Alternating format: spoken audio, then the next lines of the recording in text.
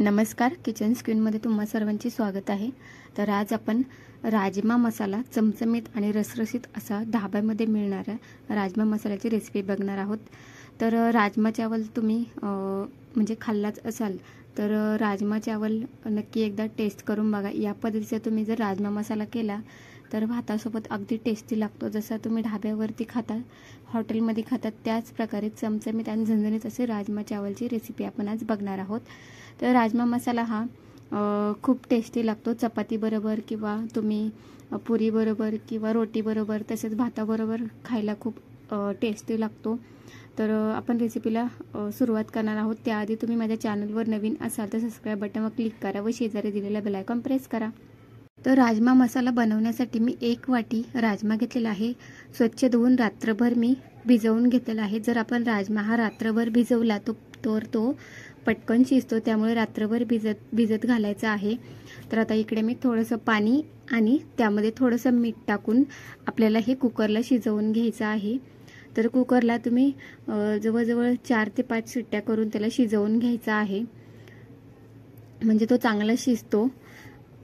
राजमा शिजायला थोडा वेळ लागतो, त्यामुळे कधी पण राजमा आधी भिजायला घालायचा रात्रीचा।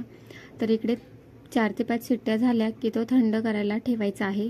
त्याचबरोबर आता आपण इकडे साइड बाय साइड वाटण कसं करायचं ते बघूयात।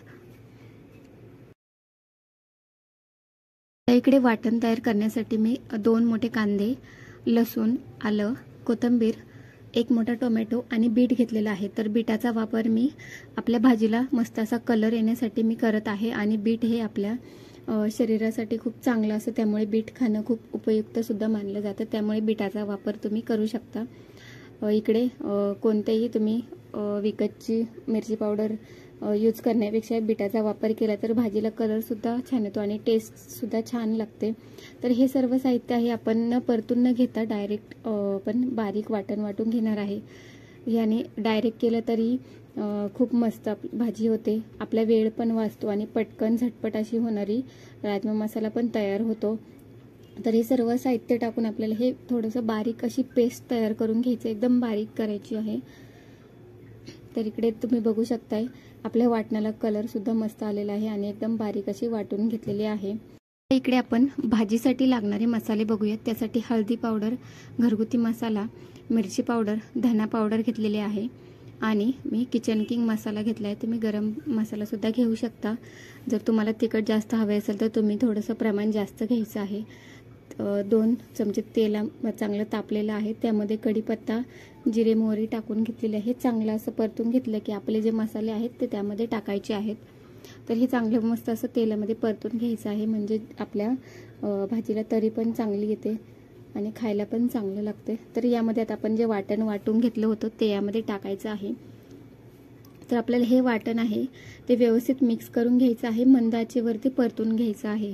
तर आपल्याला हे चांगलं असं तेल सुटेपर्यंत, यातलं सर्व पाणी आहे ते निघून जाईल, तेल सुटेपर्यंत चांगलं परतून घ्यायचं आहे। चवीनुसार मीठ टाकायचं आहे, थोडा मंद आचेवरती थोडा वेळ त्याला चांगलं असं तेल सुटेपर्यंत परतून द्या। तुम्ही बघू शकताय मस्त असं तेल पण सुटलेलं आहे। आता इकडे राजमा सुद्धा शिजला आहे, त्यामुळे आपल्याला यामध्ये आता राजमा टाकून घ्यायचा आहे। खूप पटकन होते। राजमा टाकून घेतला आहे, आता हे व्यवस्थित मिक्स करायचं आहे। जर तुम्ही माझ्या चॅनलवर नवीन असाल तर सबस्क्राइब बटनवर क्लिक करा व शेजारी दिलेला बेल आयकॉन प्रेस करा। तुम्हाला आता रस्सा किती हवा आहे, म्हणजे घट्टसर हवा आहे की थोडा पातळ हवा आहे, त्यानुसार तुम्ही पाणी टाकायचं आहे। पाण्याचे प्रमाण तुम्ही तुमच्या अंदाजानुसार घ्यायचं आहे, म्हणजे कोणाला जर रस्सा जास्त आवडत असेल, घट्टपणा नको असेल तर तुम्ही थोडं जास्त पाणी यूज करायचं आहे। व्यवस्थित मिक्स करून घ्यायचं आहे। त्यामध्ये कोथिंबीर वगैरे टाकून थोडं 10 ते 15 मिनिटं चांगली उकळी येऊ द्यायची आहे आणि थंड झालं की तुम्ही तुमची जी राजमा मसाला आहे तुमचा तो तयार होईल। तुम्ही चपातीसोबत किंवा रोटीसोबत किंवा पुरीसोबतही छान लागतो। मस्त असा राजमा मसाला तयार झालेला आहे। तर तुम्ही बघू शकताय मस्त असा कलर सुद्धा आलेला आहे, घट्टपणा मस्त आलेला आहे, जसं ढाब्यावरती मिळतो तशीच चमचमीत आणि टेस्टी बनतो। नक्की ट्राय करा, रेसिपी खूप सोपी आहे। तर इकडे आता मी राजमा चावलचं तुम्हाला दाखवते की हा जो आहे तो बिर्याणी राईस आहे। तो मी आता त्याला जिऱ्याची फोडणी दिलेली आहे. सोप्पा आहे, फक्त भात शिजवून घ्यायचा आहे आणि तेलामध्ये जिऱ्याची फोडणी द्यायची आहे. खूप छान लागतो. खायला तुम्ही नक्की एकदा राजमा चावल नक्की तयार करून बघा. खूप टेस्टी असं, जसं तुम्ही ढाब्यावरती राजमा चावल खाता त्याच टेस्टीचा बनतो. आणि खायला सुद्धा जर तुम्ही भाजी भाकरी खाऊन कंटाळा असेल तर नक्की एकदा राजमा चावलची रेसिपी करून बघा. जर तुम्हाला माझी रेसिपी आवडली असेल तर लाईक आणि कमेंट करायला